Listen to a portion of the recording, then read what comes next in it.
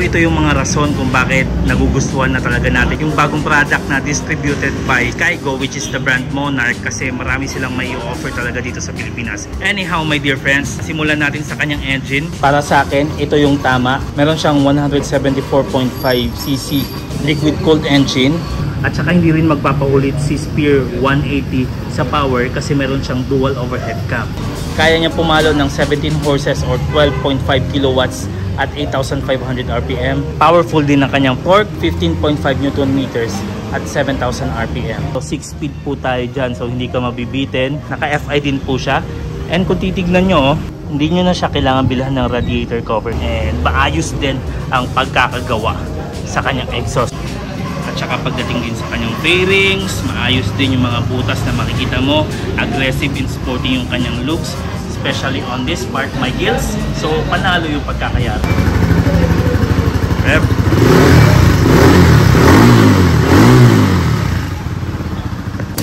Hanapin natin yung tangke.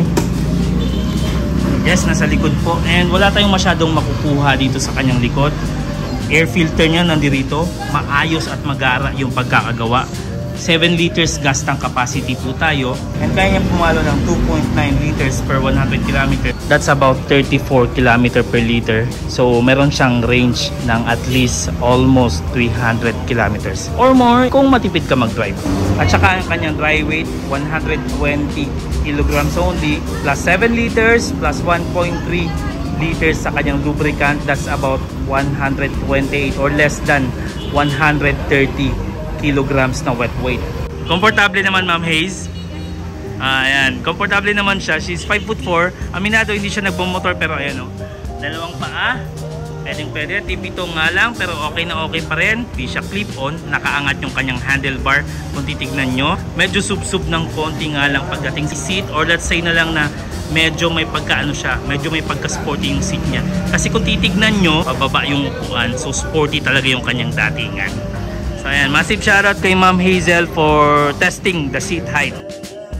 Wala pong nakalagay sa website, pero if you're 5'4", ganun po yung... So design wise tayo, ang isa sa pinaka napansin ko sa kanya is marami siya mga patusok na linya. Yun yung nagustuhan ko. And actually medyo slim siya tignan kahit na 180cc. Tapos pinatambok ng konti yung kanyang fairings. Now simulan natin sa taas. Kanina ko pa siya wina-vlog, napansin ko lang to. That's a DRL by hindi mo mapapatay yan unless you switch off with the key. So meron siyang 3-way sa kanyang light. Meron siyang DRL sa may baba and ang kanyang headlight. Pagkatapos ng headlight, pipindutin mo na yung high beam o yung pass switch. Ang kanyang ilaw, naka all LED po tayo. Sobrang linaw and maganda yung datingan nyo. Parang sport bike yung kanyang harapan kung titignan nyo. Ayan o, maayos yung pagkakayari. And also, LED din dahil sa kanyang turn signals. Super linaw pero hindi nakakairita kasi meron siyang diffuser ng konti. Kaya maganda pa rin yung kanyang datingan. Para siyang flowing na electricity kumbaga. Sa kanyang likuran naman, medyo may pagka-European yung dating ng kanyang brake light. And so is the turn signals, my dear friends. Medyo manipis pero kung hawakan natin, ayan o, sturdy naman siya. At saka directional din yung kanyang repeaters kaya okay na okay. Ngayon tuloy tayo sa kanyang design. The paint job, maayos yung pagkakayari, and for its price point, masasabi mo talagang affordable tong motorsiklo na to. And yun nga yung masasabi ko, yung tipong kapag nakatikim ka na masarap na pagkain, parang ang reaction mo, sino nagluto nito? Parang mapapasigaw ka kumbaga. Kasi nga maayos yung kanyang pagkakapinta. Yung parang gusto mong sumigaw na, sino nagpinta nito? Parang ganun. Pero maayos talaga yung kanyang pagkakapinta. Pulido and dekalidad. And ito rin yung nagustuhan kong styling sa kanya oh. May makikita ka bang mga underbone or mga non-Japanese bike na ganito dumisenyo? Maayos yung kanyang pagkakadesign. Comes along with a metallic finish at saka yung kanyang Skygo blue na finish. Actually, hindi to Skygo blue eh. Monarch blue to eh. So, ganyan yung kanyang itsura. Pinataba yung looks. So, masasabi mo talagang aggressive yung kanyang datingan. Masasabi kong beyond normal. Underbone na wala. Meron tayong Monarch branding on this part. Panalo yung pagkakayari. This part medyo may pagka-simplistic siya na datingan eh. And this part, kung hindi ko hinawakan, ayun, hindi ko masasabing decals. Kailangan mo talagang lapitan at saka hawakan para sure ka na decals talaga siya kasi napaka-low-key ng pagkakagawa. Ayun, comes along with a curve by the way, my dear friends. So front fender, hindi mo mapapansin yung aggressiveness niya kung nakaharap ka, pero kapag nakagilid ka na, ayun o, medyo maiksi dito pagdating sa kanyang dulo on that part, mahaba po, kaya maganda yung pagkakayari. Ground clearance, very decent din, 165mm po tayo, and ang kanyang wheelbase 1,288. Ayan, so masasabi mo talaga medyo may pagkakaiksian siya, pero kung ibabase nyo kasi from the headlight to the grab bar, masasabi mo talagang yung tipong patusok talaga siya tignan, and napaka-sporty ng kanyang dating. By the way, when it comes to their black and blue, panalo yung pagkakagawa niya. And kung titignan nyo to, my dear friends, ayun, carbon fiber hint, it's not a pure carbon fiber, just a plastic, pero maayos pa rin yung pagkakagawa na ikapit ng maayos. And also, I dig this part kasi it reminds me of R15M.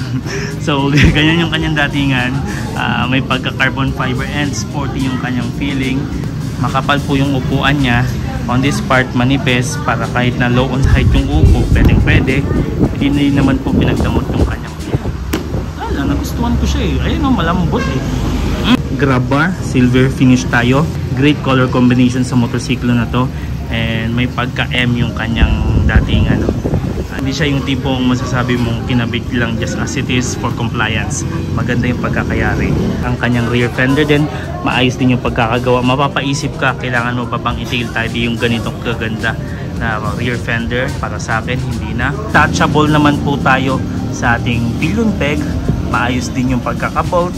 This part nga lang, medyo may beef ako kasi bakit yung heat guard niya hindi nilang hinambing sa kulay ng kanyang pillion peg. Ang kanyang foot controls, okay naman din po. Hindi rin po pinagdamot kahit papano. And nasa simplistic siya na. So, pati na rin yung kanyang swing arm.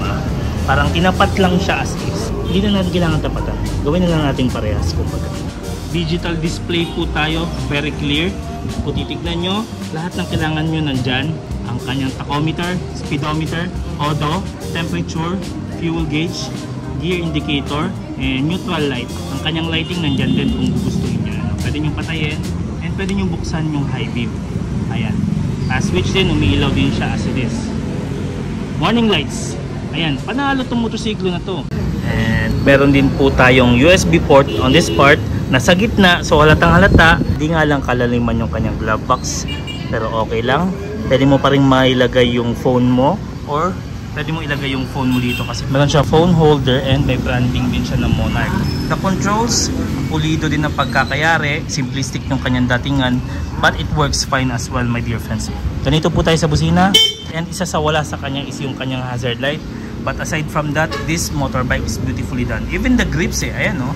The mirror, my dear friends, ayan o, may carbon fiber hint, plus plastic talaga siya all the way. Wheels din, I deeply and highly appreciate it. Maganda kasi yung pagkakagawa niya. And pinintahan siya ng color blue, pero magandang pagkakagawa. Ang kanyang front fork, non-inverted, telescopic, it's totally fine. Sa may likuran naman, monoshock tayo.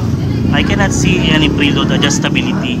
Maybe nasa taas, hindi natin masasabi. Naka-disc brake po tayo sa harapan, pati na rin sa likuran. And medyo pinagaan yung kanyang disc brake. Kung titignan nyo, may mga spasyo talaga siya, which is maganda yung pagkakayari. Naka-tubeless tires po tayo, branding Yuanqing, 90, 80, 17 tayo sa may harapan.